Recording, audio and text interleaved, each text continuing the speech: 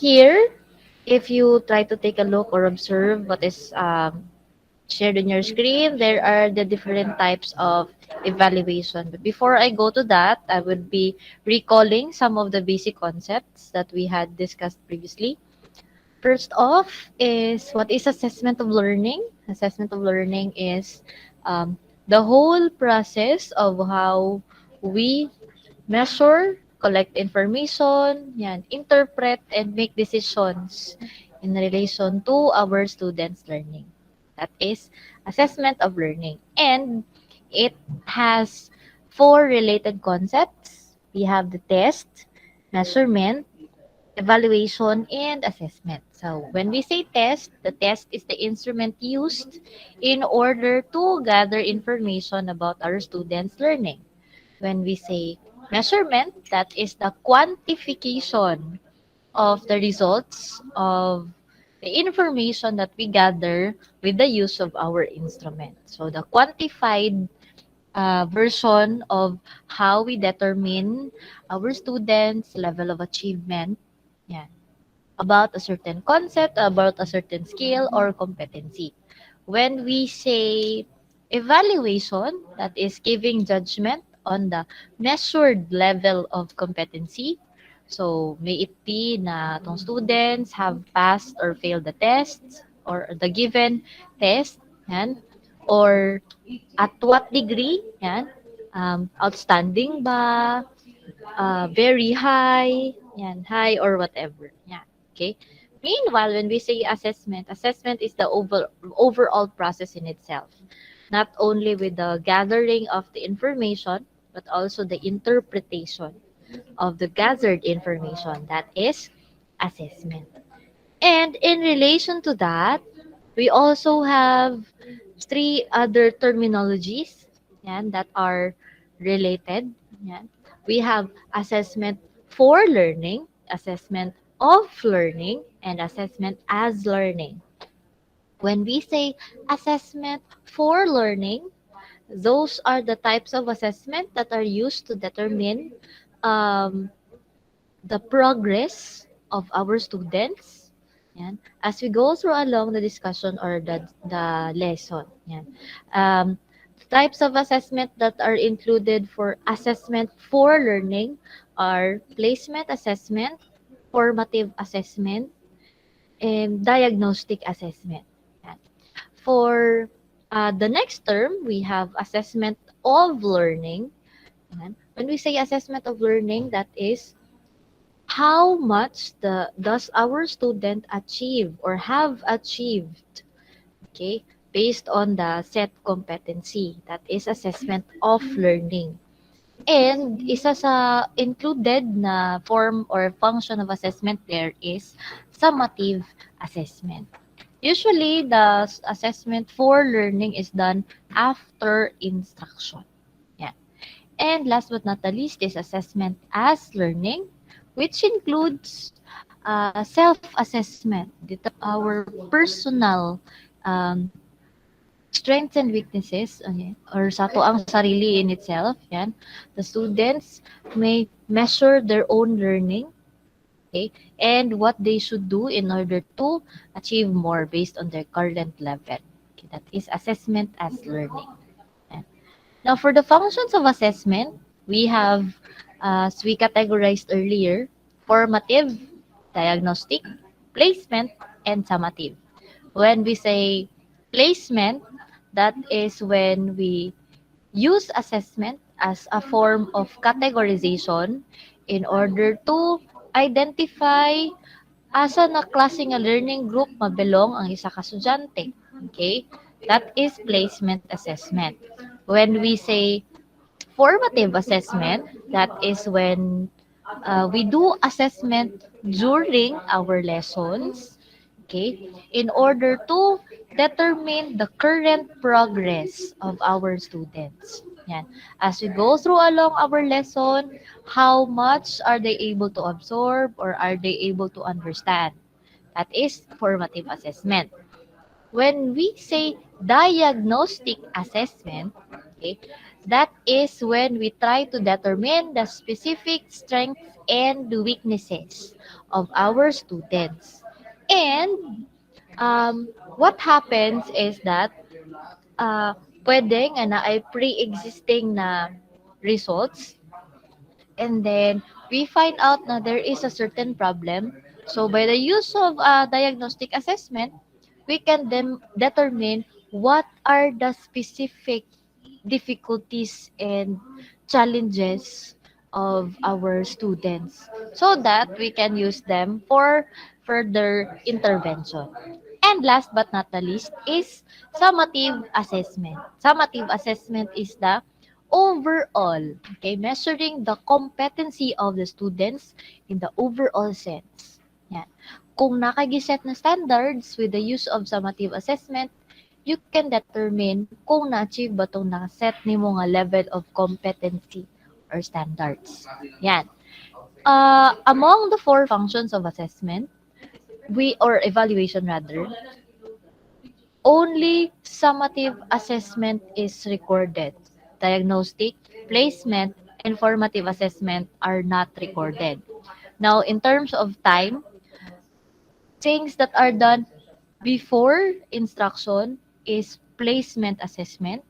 And, done during instruction is formative and diagnostic. And done after instruction is summative assessment. Yan. Now, so as to continue, we have here types of evaluation. So, aside sa katong functions, katong upat ka buok, we also have the two types. Yan. So, criterion referenced and norm referenced. How different are the two of them? When we say criterion referenced evaluation, yan. Say for example, you have a certain examination. For that examination, yan, ang passing rate is 70. Example lang na ha. Okay? For that examination or performance task, 70 ang iyahang passing na rate. Yan, example. Now, for criterion reference evaluation or tests, you determine the level of the student's performance in comparison to the set standard. Okay?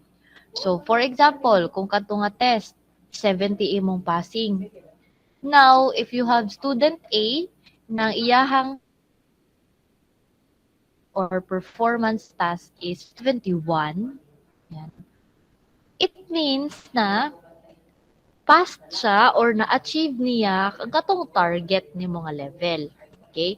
In accordance to the criterion given. Yan. So, si student A, nakukuha siya 71, imong passing kay 70.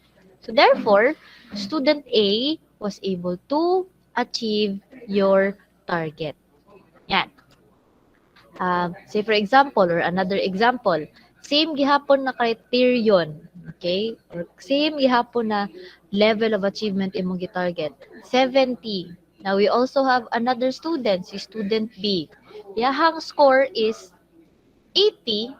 Yan. So, therefore, if ang iyahang score na 80, since it's above the 70 na target level, so therefore, student B also passed the test or that said performance task. Okay? Ang purpose ni criterion reference test is that it will try to determine kung naka-achieve mo na ba sa level of mastery na imuhang gitarget ang imong mga estudyante. Okay? Ang imuhang target is maabot sila sa level of mastery nga giset nimo. Yan. And here, for the criterion reference test, it's the student's individual rating that will matter. Or kumbaga, dili nimo sila kinahanglan i-compare sa isa't isa para maka-describe ka further about the student. The student's rating or results themselves or will speak for themselves. Yan. And bisan po og unsay score sa iyang mga classmates or kasabay nga nag-take ana nga exam, pag criterion reference dili maapektuhan ang description nimo sa katong performance sa imong estudyante. Okay? Disregarding kung unsa ang rating sa uban. That is for criterion reference. Meanwhile, if we say norm reference test, okay, here for the norm reference testing, this will try to measure how well a student performs in relation to other students. Okay? Now, let me give you a slightly concrete na description aning sa norm reference. Okay? If you can recall sa basic education ninyo nga years, 'di ba, na ay naga-post og kana ganing honor students or honors list per section, list of honors, gikan sa top 1, 2, 3, 4 hangtod 10 or hangtod pinaka-last pa jud gani. Yan. Ang kanang sa kanang top 10, yan. Tapos i-display ang average. Example, si Tampulana, siya ang top 1, ang iyang average na grade kay 94.11. Ano yung average? Ang top 2, si Ariana, yan. Ang iyahang average kay 93.01. Example, lang ana. Hangtod sa mabot sa pinaka-last or hangtod sa mabot sa top 10. Yan. Okay? Sa norm reference test or evaluation, okay, what happens is that we will measure ang score sa isa ka estudyante or ang rating sa isa ka estudyante in relation sa uban. So, kumbaga, kato si Tampulana o si Ariana, yan, we are trying to yes. Yan. So, as I described earlier, si Tampulana ang top 1, iyahang rating kay 94.11, tapos si Ariana ang top 2, ang iyahang rating kay 93.01, okay? So therefore, kung i-compare na to silang duha, based sa norm reference testing, si Ariana mas baba sa performance kaysa kay Tampulana. Okay, slat. Yan. Usually, yan, the data are taken from the known group and are compared with those of the group being tested. Okay, it can also be like that. Okay, so say for example, katong sa rating or aside sa katong rating sa top 10, yan.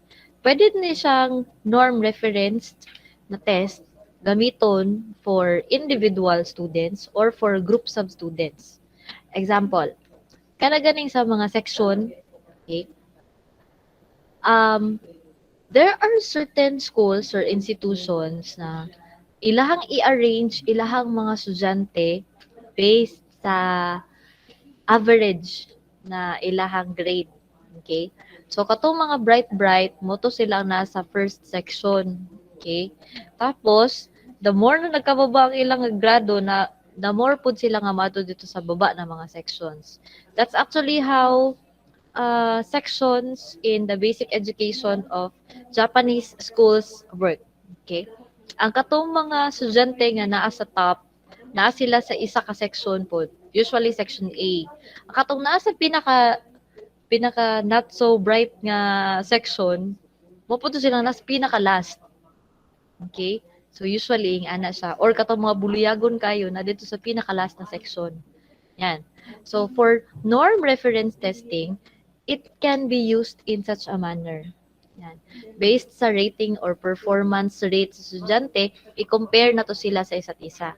That is norm reference testing. Yan. Now, here, unlike sa criterion, sa norm reference, the score of one student will affect or will actually be contributory to the rating of other students. Ano man, kasi example, kung i-rank sila from highest to lowest, yan, kung naay changes naa sa top 5 or sa ikalib mga estudyante, kung mudako na iyang grado, possible na dili na siya may mong top 5, mabalik siya sa top 4. Okay? Or kung mubaba iyang grado, pwede maato siya sa top 6. Okay? So, the score of one student will affect the grades of the other. So, kato si top 5, kung example, mugamay iyang grado, so, o niya, si top 6 kay wala nag-change iyang performance, yan, Pwede nga kato si top 5, moadto siya sa top 6, nya si top 6 ang masaka dito sa top 5. Pwede ing ana. Okay? Mo na siya nga maapektuhan niya ang grade sa ubang estudyante. That's why. Kasi ang objective man ni norm reference is i-compare ang performance sa kastudyante sa uban. Yan.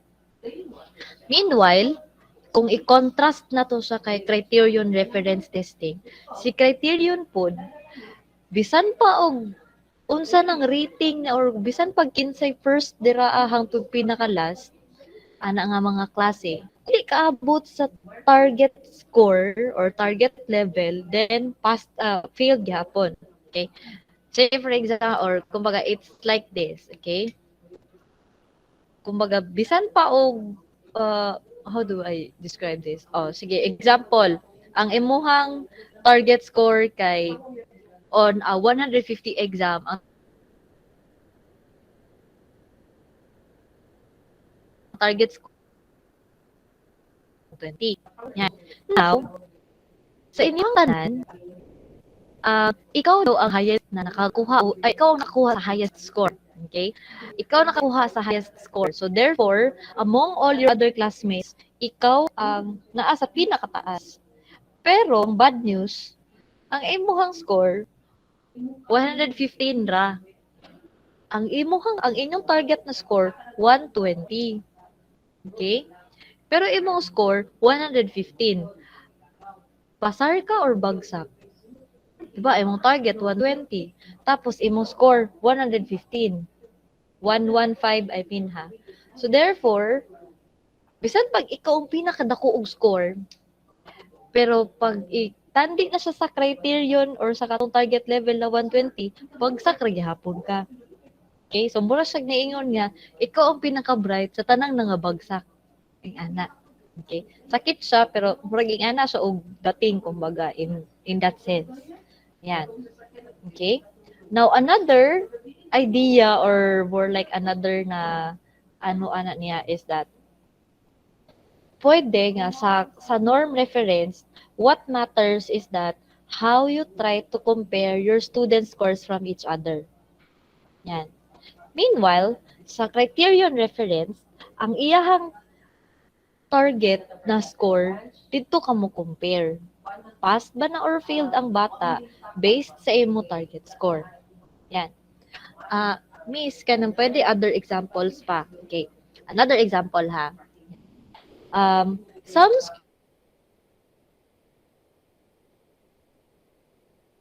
schools conduct entrance exams. Yan. And is that sa kadaghan sa ilang takers, dili ka na tanan na makasulod. They usually get the top pila lang ka percent. Okay? So example, mag-conduct schools that are actually conducting entrance examinations, usually kaning mga state colleges and universities. Kasagaran ano gyud na sila entrance exam. Yan. So based sa imong nakuha nga rating dito ano man mo ana naamagya po mo yung ranking something ana. Yan. What they usually do is that example sa 10,000 ka takers sa entrance exam. Example, kung mo declare ang school nang ilahang pasudlon lang kay ang 100 lang kabuk, 10,000 ilang takers pero 100 lang ilang pasudlon sa ilang school. Example ling ana. Yan. Now what they will do is that they will conduct the entrance exam, i-compare ang scores sa mga estudyante, yan, i-arrange na sila gikan sa pinaka-highest hangtod sa lowest. Yan. And then, gikan sa highest, kuhaon lang nila ang 100 ka buok. Okay? So, gikan sa highest, kuhaon lang nila ang 100 ka buok. Sa ang may tabo sa norm reference na na testing. Okay? And then, what happens is that, based sa katong 100 ka buok, yan, ang dili mag-matter kung unsa ilang scores, or I mean, dili mag-matter kung katubang ilahang score na achieve ba nila tong target na criterion. What matters there is that Based sa katong tanan nga nag-take, kay 100 lang madud ang ilahang kuhaon. So hangtod lang gid pud sa ika 100 na estudyante ang ilang pasudlon sa ilang school. Okay? So pwede nga ingana ang conditions. Norm referencing na siya. Yan. Meanwhile, kanin sa criterion referencing, okay. Say for example, another school conducted an entrance examination and they set na tanan estudyante na 90 and above. Okay? Tanan estudyante nga makakuha og rating 9, na 90 and above, mo na sila ang ma-include sa ilang students. Okay? Let me explain it in another way. Okay? 'Di ba sa inyong scholarships katong mga first year, sige. Um, sa UM naaman tayo gina-offer na academic scholarships, no? Yan. And sa academic scholarships, ang tanawon nila isang inyuhang average pag high school. Kung incoming first year. Tapos kung college na mo, tapos mag-apply mo sa scholarships, tanawon niya po nimong average na grade. Yan. Now, for incoming first years, dapat ang imuhang average na grade pag high school is 95 and above para makategorize ka sa academic A, katong full scholarship. Okay. That is actually an example of a criterion reference test. Why? Ang ilaha lang tanawon dito is that kung maabot ka sa katong 95 na rating, then pwede ka mag-apply sa scholarship. Yan.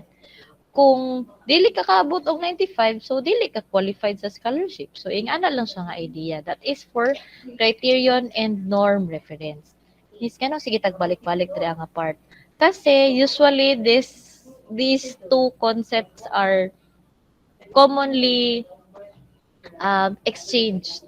Okay, pero ing ato yung idea sa criterion kung unsa to naka-target nimo na standard score or rating, mo to imong basihan. Meanwhile, for norm reference, comparison sa student scores ang imong basihan. Okay? Next, we are to talk about the different principles that are included in assessment of student learning. Okay, what are the principles and indicators? First principle is that the primary purpose of assessment is to improve student learning. Yan. Kasi, ano ding mag-conduct og assessment? Dili man na siya para pahirapan ng estudyante, but more like para hatagan mo og idea kung unsaon yung matabangan mo. Yan, okay? It will provide us with the information, how much have you mastered, yan, unsa na mga competencies na na-achieve na ninyo, unsa na competencies na wala pa na-achieve, and what are the problems na possible na maka-contribute or na naka-contribute sa inyong wala pag-achieve ana competency. Yan. Another principle is that assessment for other purposes supports student learning. Kasi assessment will provide information for schools' improvement and accountability. Okay? Let me cite some example here. Diba, nag-conduct man ta og diagnostic assessment, no? Or a diagnostic test para sa tong program. By the way, sa mga wala naka-take sa diagnostic test, please contact si Sir, atong program head, on what you would do. Now here, sa second principle is that assessment will provide information for school improvement and accountability. Kasi the diagnostic test is conducted in order for us to determine how much are you ready for your subjects. Okay? How much are you ready? And if we saw na dili day mo ready, majority dili day ready at sa kanang mga subjects, then we can do the interventions. We can give you additional sessions. Yan. And they can provide us with how we can improve the practices that are being implemented. Yan. That is the second principle of why we do assessments. Next, assessment systems are fair to all students. It means that we are to ensure that all students receive fair treatment so as not to limit students' present and future opportunities. Kasi, assessment should be available for all. Okay? Knowing na naatay diversity sa ato ang learners, so therefore, assessment should be able to cater this diversity of our learners. And hence, all students should be given with a fair treatment and opportunity. That is why, yan, di ba? Though na ay uban nga dili makatake sa tests, okay, mag-schedule ta og special exam, tagan mo og special exams, okay, to give you more opportunities. Another is that um, assessments are done variedly para dili lang siya nga for the sake na gikandak lang siya. Okay? Nga, bahalag nagkalisod mo, basta kay nga na exam. Okay? It's more like because assessment can be done variedly and that um, we are measuring different skills depende sa kung unsa to ang gina-measure na concept. Yan. So, assessment can also follow through kung unsa di atong ginabuhat. Okay, or unsa atong gusto nga i-achieve. Now, going back sa kanang lesson planning, yan. Sa lesson planning is that one principle there is always go back to our objectives. Yan. And assessment will always follow with what is on the objectives. Yan. Kung say for example, ang imuhang test, okay, is it's for your students, yan, nga ani ilang grade level, so you are expected to measure them based on how they should be performing on their grade level. Okay? And it should be for all. Siya. Okay? And then, they may explain or do the assessment in varied forms para maka-accommodate sa atong lahi-laing estudyante. Yan. Okay? Next is that professional collaboration and development support assessment. Ngano di ay? Okay? Assessments are not done alone. Yan. Kasi dili man na siya nga isa lang katao ang responsible to do the assessment. Assessment results are not only useful for creating your grades or for calculating your grades. Your assessment results are useful in varied ways and are used by varied professionals, and your assessments are an output of the collaboration of varied professionals. Okay? Ano nakaingon man miya nga ing ana? Kasi, say for example, your tests will not only be used na para naamoy score sa inyong exam, but also, based sa inyong scores or inyong ratings, pwede nga magamit siya sa program or sa department to arrive at certain decisions. Yan. Example, unsa day reason nga nung nagakandak mi sa or ngano di ay nga sa previous na achievement testing ani lang ang rating sa mga estudyante. Kasi problem. O, so based sa katong inyong result or rating sa achievement test, yan. So mo to siya ang gikuha as idea, yan, nga ang katong ato ang naa didto ang katong rating ninyo nga gagmay, yan, or dagko ba? Okay.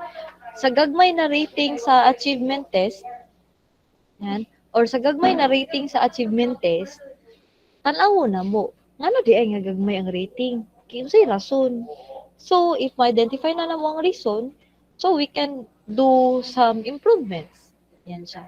So, dili lang man siya nga for the sake lang na nag-conduct of assessment. It will be used by many people. So, aside from some other administrative decisions, it may also be utilized for validating certain variables. Okay, so sa research, we are doing assessments to validate or we do assessments to validate instruments and or the quality of a certain instrument, nag-fit ba na siya sa level sa learners, and so on and so forth.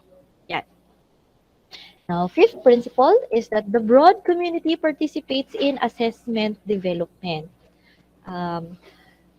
The community, or more likely, the stakeholders of the schools involves and the students, parents, the community, the teachers, the school administrators, so many other people or the higher authorities. Yan, okay? And this assessment procedure is not only kumbaga exclusive lang siya nga kana lang na school. It's actually participated by the whole community. Yan. Now, say for example sa DepEd, yan, na ay mga ginakandak nila nga centralized. Okay? What do we mean by centralized is that gikan sa kataas-taasan, pag moingon sila nga ing-ani or this would be our procedures on how to conduct the classes, how to do the assessments, how to utilize the modules, and so on and so forth. Okay? So, a larger community of people may be involved. Yan. Ang modules, pag-create ana, dili lang man nga si teacher, iyahang sarili lang iyahang source. But also, the people that may be involved can be his or her source of information para ma-create iyahang learning material or para ma-create ang iyahang assessment task. Yan. Okay? So, it's publicly joined by a variety of experts, teachers, other educators, and um, many people in the community. Yung ana ang assessment. Okay, that is its fifth principle. Okay? Now, the next one, ayan, communication about assessment is regular and clear. Okay? You have to report what students know and what are able to do, what they need to learn, and what will be done to facilitate improvement. One important thing about assessment is that assessment results should be communicated. Yan, with the concerned people, the students, the parents, if necessary, to the people, to the administrators, if they have to do something in relation to the results of that assessment, and so on and so forth. Pero sa student na part, yan, ma-inform mo dapat yan, kung pila inyong rating, example, sa inyong quiz, yan, pila inyong score sa inyong quiz, yan, asa mo nga items na mali, yan siya. Tapos, kung outputs, yan, how does rating for your outputs, unsay needs for improvement, ayan. Another is that in relation to assessment is a record of all your assessments. Yan. Kompleto ba inyong naansiran yung mga tasks? Yan, ma-communicate ba ni teacher na tanan nga na-accumulate ninyo nga assessments? Yan, nga nakompleto ba og record or basin naamoy wala na ansiran? Yan. So, i-communicate na ni teacher in that case. Kasi part pa na siya sa assessment procedure. And this communication phase should be regular and clear. Ayan. Okay? So, another principle is that assessment systems are regularly reviewed and improved. Yan. Ano di ay? Kasi everything changes. Yan. Assessment systems will not only be consistent, but it is always subject to improvement. Yan. Okay? Now, say for example lang ni siya. Yan. Sa inyo ha, your grading system is not exactly the same with the higher years. Why? Because of some results of assessment as well. Yan. Muna na-change po siya. Unlike sa katong nauna nga grading system where their examinations are 60% and the remaining 40 is divided into exams, assessments, assignments, recitations, and quizzes, sa inyo ha, baliktad na po. 70% ang total sa exams, tapos the remaining 30% will include tasks nga na or quizzes na nasa paper and your projects or requirements. So, yung anak po siya. Yan. Kasi this is a result of how assessment was able to contribute yan, in order to improve this system in itself. Ayan. Now, for the criteria to describe assessment, assessment may actually be having different purposes. For administrative purposes, we have their placement assessments, ayan, for promotions, for certifications, and general assessment. Say for example, kana ganing sa mga NC2 yan, or NC3, mga anak. Yan. The assessments there are done in order to certify for the qualification of the students or the learners. Yan. For promotion, say for example, sa DepEd na grading system, okay, ang passing grade is 75. Ayan. Kung ang isa ka estudyante makakuha og grade na below 75 sa iyahang tulo or mas daghan pa nga subjects, according to the DepEd na um, memorandum on that is that kung ang estudyante mabagsak og 3 subjects or more, then the student will be retained kung unsa siya nga grade level. Ing ana siya. Okay? So assessment can be utilized for that purpose. Another is that it can be used for the purpose of instruction, such as diagnosis o katong mag-conduct ta og diagnostic assessment para pagkitaon na to unsa specific difficulties sa atong learners. Yan. To have evidences of progress, that is also another one. Yan. To provide feedback to the students or to whoever is responsible to receive information, and to evaluate the curriculum or the teaching learning process. Yan. And also, aside from that, assessment can be used for research purposes. Yan. To conduct experiments, yan, to determine the language anxiety, yan, the level of perceptions sa learners. Okay, so assessment can be done for that as well or for that purpose as well. Yan. So those are the criteria of describing assessment.